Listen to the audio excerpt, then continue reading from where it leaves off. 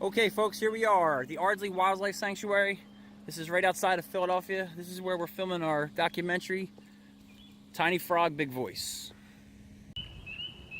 The question we're trying to answer in this documentary is why the Spring Peepers of the Northeast here at Ardsley Park are in this small pond, but they're not in the pond that's 30 feet away.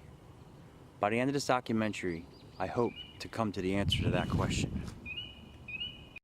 This is the little guy making all the noise. Such a tiny little thing can make such a loud noise. It's pretty amazing.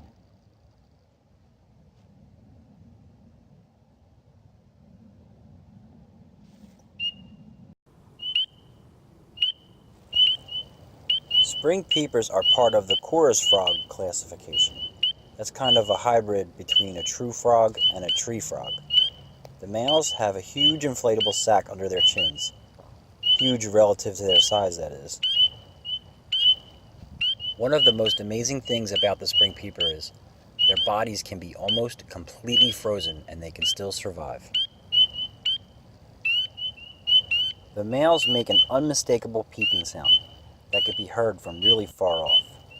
It's the first sign that spring is fast approaching, although once in a while they switch up their sound. Their colors go from light gray to tan all the way to bright orange with an X pattern on their back.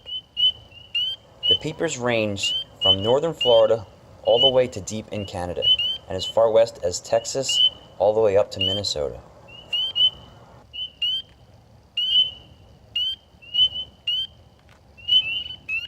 As loud as they are, it sometimes can be hard to pinpoint exactly where they are.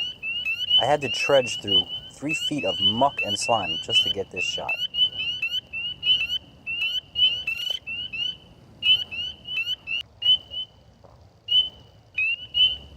Then again, sometimes they're right out in the open, hoping to make it easier for a lady peeper to find them.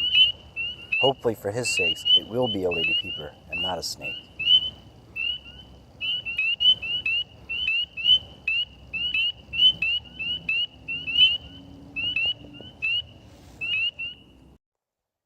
Once the eggs hatch, the peeper tadpoles get a head start on all the other frogs, since they're hatched and swimming sometimes as early as mid-April. Peeper tadpoles eat algae and sometimes mosquito larvae, but since they're so small, water beetles and dragonfly nymphs hunt them.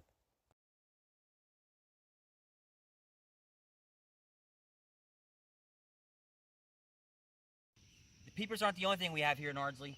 I got here a snapping turtle. It's a common snapping turtle. Probably about medium size. They get a lot bigger than this. This one's got a chunk taken out of his shell, probably from another turtle. Territory, mating, something like that.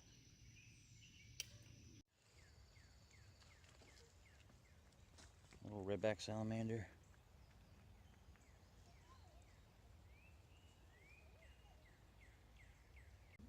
Couple redback salamanders, black phase. Here we have an eastern painted turtle, probably about 2 years old. These guys do really well out here. I see them here from early May all the way to the end of August. Take a breath.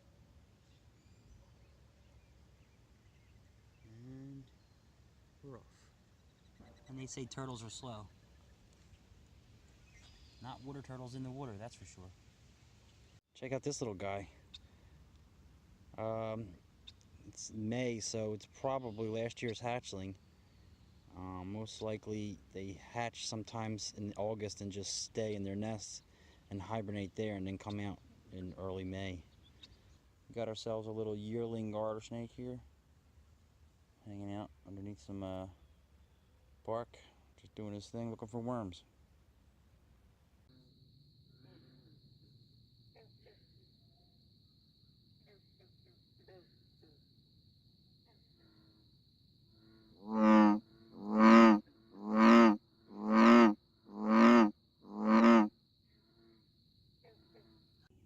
Okay, here we go. I caught an eastern box turtle. These things are pretty rare around here. This is a female. I know it's a female because the shell's a little smaller and it's flat on the bottom. She's a good looking one though. Nice orange. One main difference with the two ponds is you can see this pond doesn't have that many trees around it. So that could be a factor. Whereas the peeper pond is surrounded by trees, which also creates shade.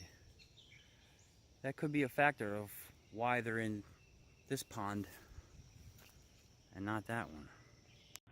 Okay, we're here at the Spring Peeper Pond. We're going to test for pH.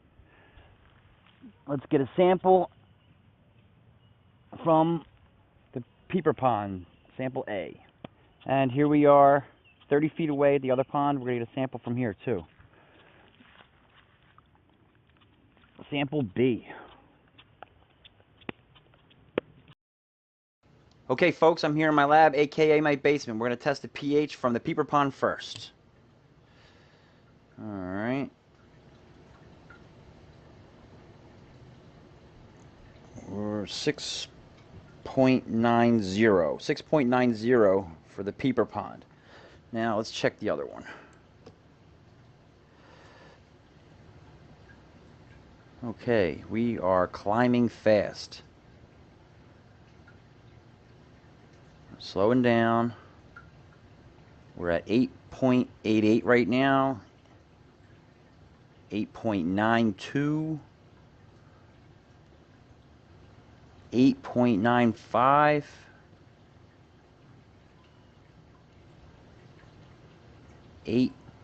9.0. We're going to call it at 9.0. That's a pretty significant difference there. I think we found our problem. Okay, so here we are at the end. I think it's pretty conclusive that the pH is the real reason why the peepers are in the peeper pond, not the 130 feet away. Although I'm sure the fact that there's trees around here and it's a little more mucky in here didn't hurt. Hope you enjoyed my documentary, Tiny Frog, Big Voice.